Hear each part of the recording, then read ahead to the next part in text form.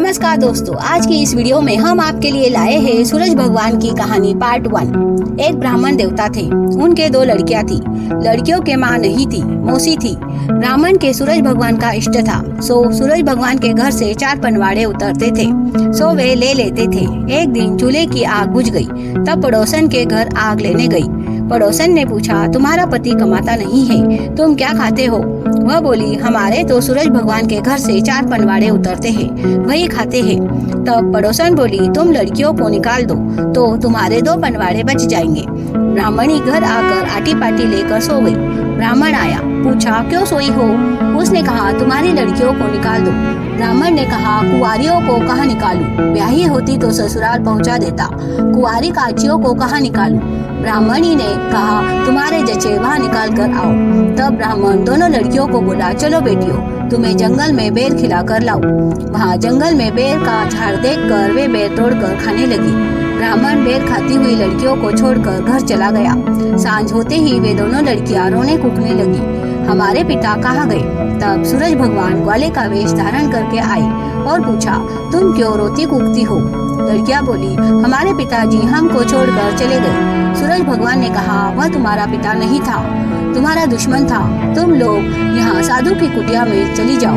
वे बोली, हम साधु की कुटिया नहीं जानते। सूरज भगवान ने कहा, वह सुरई गाय खड़ी है, उसकी पूंछ पकड़कर चली जाओ। तब वे सुरई गाय की पूंछ पकड़कर साधु की कुटिया में आ गई और कुटिया बंद कर ली। साधु भिक्षा लेने गया था, उसके रोज 1.25 सेर भिक्षा आती थी।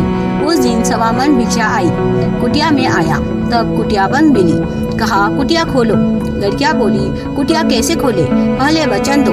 तब वचन दिया, वाचा तीर वाचा वाचा, चुकू तो उबो सुकू, तुम मेरे धर्म की पुत्री, मैं तुम्हारा धर्म का पिता। अब लड़कियां वहाँ रहने लगी। एक दिन दोनों बहनों ने विचार किया कि लो बहन, आज रविवार है, सो अपने रविवार की कहानी सुनेंगे।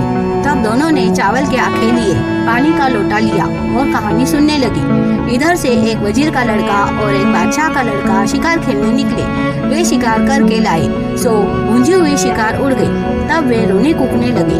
लड़कियों ने पूछा, आप लोग क्यों रोते हो? वे बोले, हमारी भुंजी हुई शिकार उड़ गई, सो राजा हमें डांटेंगे। लड़कियां बोली, आप लोग फिर से शिकार मार कर लाओ, वह हम भूंज कर दे देंगे। वे शिकार लाए, तब उन्होंने भूंज कर दे दिया। वजीर और बादशाह जब खाने लगे, तब कहा कि आज तो शिकार बहुत स्वाद बनी है। किसकी भूंजी हुई है? तुम्हारी भूंजी हुई तो नहीं है। पहले तो उन्होंने डर कर बताया नहीं, बाद में कहा, साधु की कुटिया में 2 महान सुंदर लड़कियां बैठी है, उन्होंने भूंज कर दिया है। वे दोनों शिकार से आकर आटी पाटी लेकर सो गए। राजा आए, तब पूछा, कंवर कैसे सोए हैं? तब कहा, साधु की कुटिया में जो महान सुंदर लड़कियां बैठी है, उनसे विवाह करने का हठ पकड़ लिया है और तब ही अन्न जल लेंगे।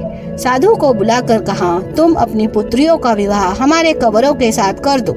साधु बोला कि महाराज, मैं साधु सन्यासी, आप राजा राणा, आपका मेरा क्या जोड़? राजा बोला, जोड़ हो या ना हो, कंवरों ने हट पकड़ लिया है। तब साधु ने पंचांग खोलकर देखा तो एक के वजीर का लड़का और एक के राजा का लड़का लिखा हुआ है।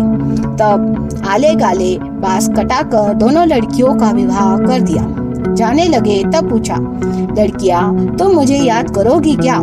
पिताजी आपको याद नहीं करेंगे तो किसको करेंगे? भूखे के दिन आपने कटाए। साधु ने पूछा, मैं मरूंगा तब आओगी क्या? उन्होंने कहा, हमको कैसे मालूम पड़ेगा? साधु ने कहा, एक के रथ में दही का कुंडा और एक के रथ में दूध का कुंडा रख दूंगा। दूध फट जावे और दही बिचल जावे, तब समझ लेना तुम्हारा पिता काल को प्राप्त हो गया।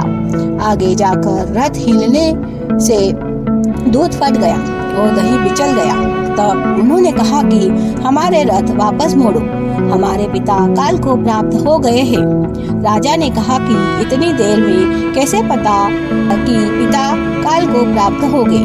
अभी तो राजी खुशी छोड़कर आए हैं। लड़कियों ने कहा, नहीं, हमारे पिता काल को प्राप्त हो गए हैं, इसलिए हमारे रथ वापस मोड़ दो। तब रथ वापस मोड़ दिए। आगे जाकर देखे तो साधु खिड़की में बैठा दातुन कर रहा है। देखकर कहा, पिताजी आपने यह क्या किया? तब साधु बोला, मैं तो तुम्हारी परीक्षा ले रहा था।